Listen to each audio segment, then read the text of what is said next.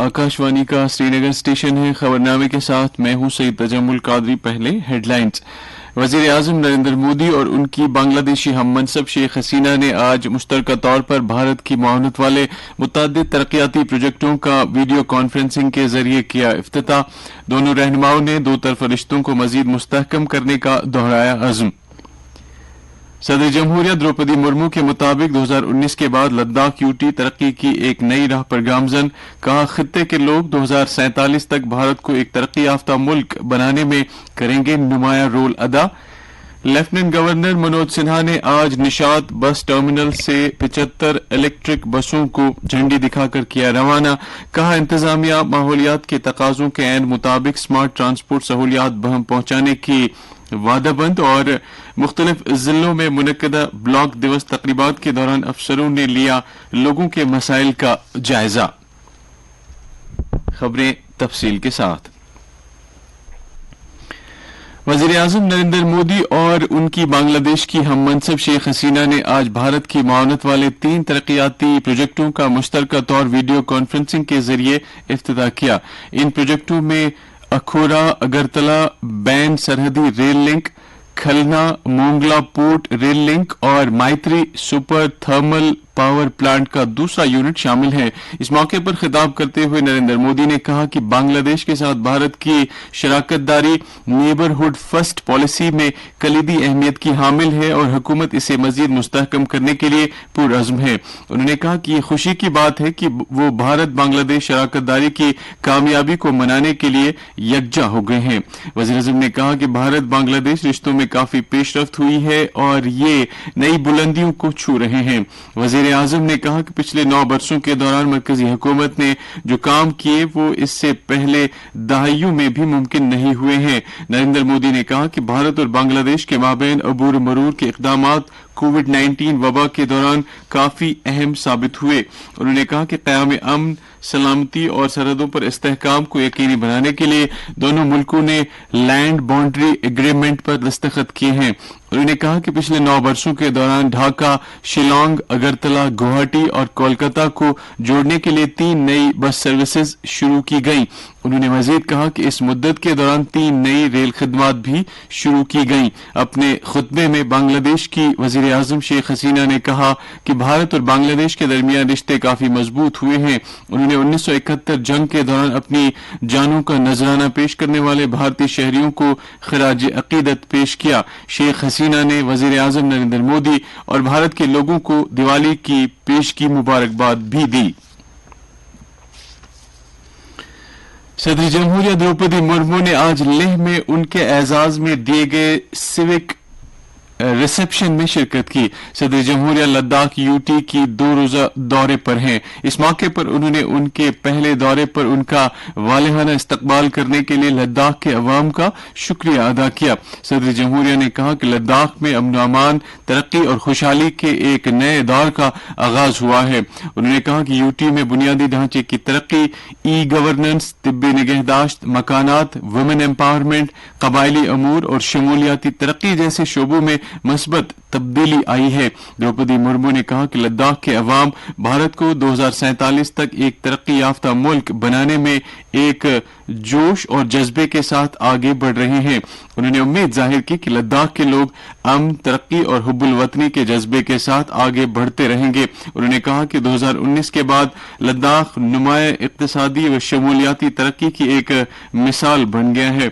उन्होंने लेह में मकामी कबायली ग्रुपों और मकामी सेल्फ हेल्प ग्रुपों के साथ भी बात की। उन्होंने कहा कि हुकूमत ने कबायली तबके की बहबूदी और ख्वातीन को समाजी और इक्तिसादी तौर बाइख्तियार बनाने के लिए मुतअद्दिद इक़दामात किए। इससे पहले लद्दाख के लेफ्टिनेंट गवर्नर बीडी मिश्रा ने अपने खुतबे में कहा कि सदर जमहूरिया की जिंदगी सबके लिए तरगीब है, जिन्होंने अपनी जिंदगी समाज के पिछड़े तबकों और ख्वातीन को बाइख्तियार बनाने के लिए वक्त की। सदर जमहूरिया द्रौपदी मुर्मू ने आज मुख्तलिफ रियासतों और मरकज के जेर इंतजाम इलाकों के यौम तासीस पर वहां के अवाम को मुबारकबाद पेश की है। इनमें आंध्र प्रदेश, छत्तीसगढ़, हरियाणा, कर्नाटक, केरला, मध्य प्रदेश, पंजाब, लक्षद्वीप और पुडुचेरी शामिल हैं। सोशल मीडिया पोस्ट पर सदर जमहूरिया ने उम्मीद जाहिर की है کہ یہ سبھی ریاستیں اور مرکز کے زیر انتظام علاقے ترقی کے راستے پر آگے بڑھتے رہیں گے۔ دروپدی مرمو نے وہاں کے لوگوں کے لیے مسرت اور خوشحالی کی پرارتھنا کی ہے۔ وزیر اعظم نریندر مودی نے مدھیہ پردیش، ہریانہ، چھتیس گڑھ، کرناٹک، آندھرا پردیش اور کیرلا کے یوم تاسیس پر وہاں کے لوگوں کو مبارکباد دی ہے۔ سوشل میڈیا پوسٹ پر انہوں نے کہا کہ ہریانہ ریاست نے زراعت اور دفاع جیسے اہم شعبوں میں ہمیشہ نمایاں کام کیا ہے۔ وزیر اعظم نے کہا کہ مدھیہ پردیش دن بدن ترقی کی نئی بلندیوں پر پہنچ رہا ہے۔ چھتیس گڑھ کے یوم تاسیس پر وزیر اعظم نے نئی خواہشات کا اظہار کرتے ہوئے کہا ہے کہ ریاست کی ثقافت کو مستحکم بنانے میں قبائلی برادریوں کا بہت اہم رول رہا ہے۔ وزیر اعظم نے کہا کہ آندھرا پردیش کے عوام نے اپنی غیر معمولی صلاحیت، ہنر اور پختہ عزم سے مختلف شعبوں میں اپنا نام کمایا ہے۔ مرکزی وزیر ڈاکٹر جتیندر سنگھ نے کہا ہے کہ بھارت اور آسٹریلیا سائنس اینڈ ٹیکنالوجی کے ہر ایک شعبے میں اشتراک کو آگے بڑھا رہے ہیں۔ نئی دلی میں آج آسٹریلیا کے ایک اعلیٰ سطحی وفد کے ساتھ ملاقات کے دوران وزیر موصوف نے کہا کہ دونوں ملک خلائی تحقیق اور بایو ٹیکنالوجی سمیت کئی دیگر شعبوں میں اشتراک کو آگے بڑھا سکتے ہیں۔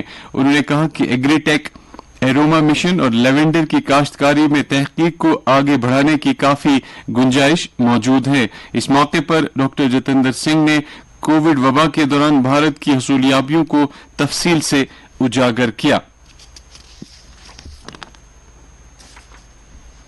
یہ خبریں آپ آکاشوانی کے سری نگر اسٹیشن سے سماعت کر رہے ہیں۔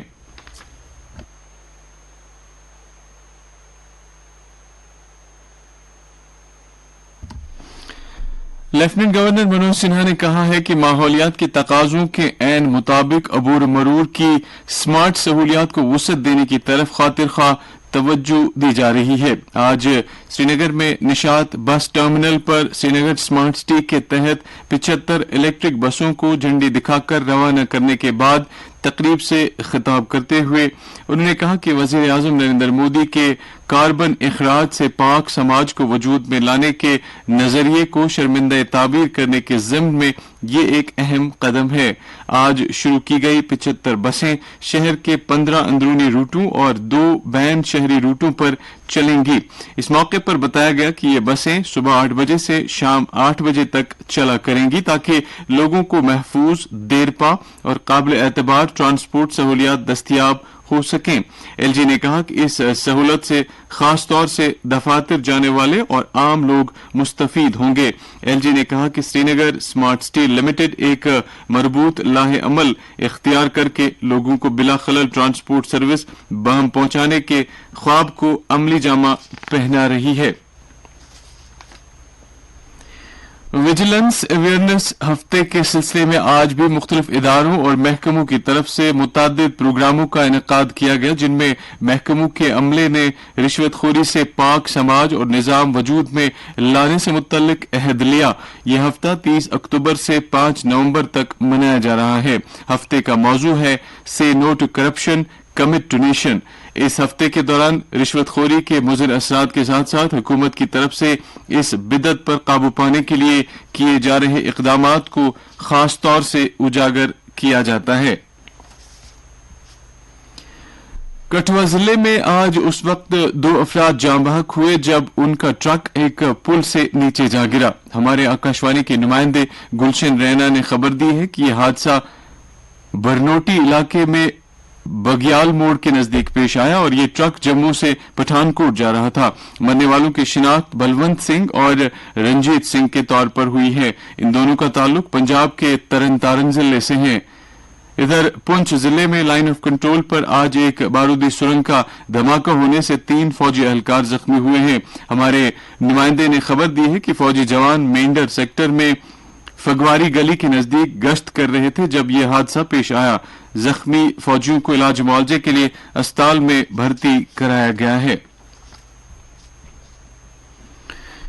مختلف ضلعوں کے کئی بلاکوں میں آج میگا بلاک دیوس کا انعقاد کیا گیا، جس دوران ان علاقوں کے پنچایتی راج اداروں کے نمائندوں، معزز شہریوں اور نوجوانوں نے اپنے اپنے مسائل متعلقہ حکام کی نوٹس میں لائے۔ ان مسائل کا تعلق بجلی، پانی، آبپاشی، طبی نگہداشت، سڑک رابطوں اور دیگر شعبوں سے تھا۔ ضلع حکام نے ماتحت افسروں کو ہدایت دی کہ وہ لوگوں کی طرف سے اجاگر کیے گئے مسائل کو ترجیحی بنیادوں پر حل کریں۔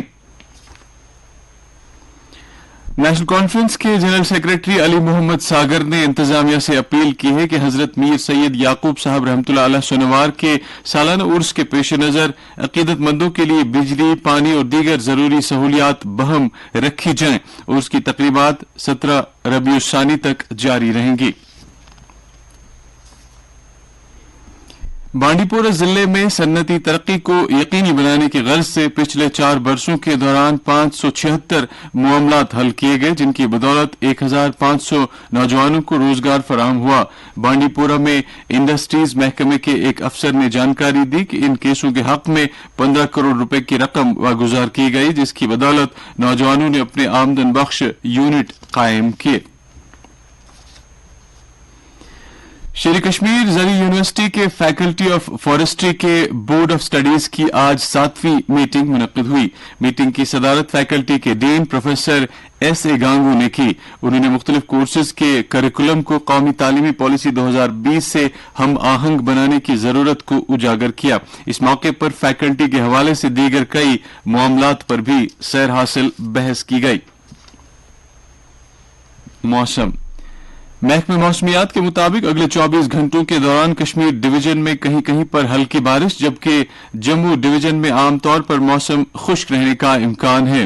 سری نگر میں آج دن کا زیادہ سے زیادہ درجہ حرارت 21 ڈگری سیلسیس، جبکہ کل رات کا کم سے کم درجہ حرارت 3.7 ڈگری سیلسیس ریکارڈ کیا گیا۔ جموں میں آج دن کا زیادہ سے زیادہ درجہ حرارت 30.7 ڈگری سیلسیس، جبکہ کل رات کا کم سے کم درجہ حرارت 16.2 ڈگری سیلسیس ریکارڈ کیا گیا۔ ادھر لیہ میں آج دن کا زیادہ سے زیادہ درجہ حرارت 12.5 ڈگری سیلسیس، جبکہ کل رات کا کم سے کم درجہ حرارت -5 ڈگری سیلسیس درج کیا گیا۔ خبروں کے اختتام سے پہلے سرخیوں پر پھر ایک نظر۔ وزیر اعظم نریندر مودی اور ان کی بنگلہ دیشی ہم منصب شیخ حسینہ نے آج مشترکہ طور پر بھارت کی معاونت والے متعدد ترقیاتی پروجیکٹوں کا ویڈیو کانفرنسنگ کے ذریعے کیا افتتاح۔ دونوں رہنماؤں نے دو طرفہ رشتوں کو مزید مستحکم کرنے کا دہرایا عزم۔ صدر جمہوریہ دروپدی مرمو کے مطابق 2019 کے بعد لداخ یوٹی ترقی کی ایک نئی راہ پر گامزن، کہا خطے کے لوگ 2047 تک بھارت کو ایک ترقی یافتہ ملک بنانے میں کریں گے نمایاں رول ادا۔ لیفٹیننٹ گورنر منوج سنہا نے آج نشات بس ٹرمینل سے 75 الیکٹرک بسوں کو جھنڈی دکھا کر کیا روانہ، کہا انتظامیہ ماحولیات کے تقاضوں کے عین مطابق سمارٹ ٹرانسپورٹ سہولیات بہم پہنچانے کی وعدہ بند، اور مختلف ضلعوں میں منعقدہ بلاک دیوس تقریبات کے دوران افسروں نے لیا لوگوں کے مسائل کا جائزہ۔ اس کے ساتھ ہی خبروں کا یہ بلیٹن ختم ہوا۔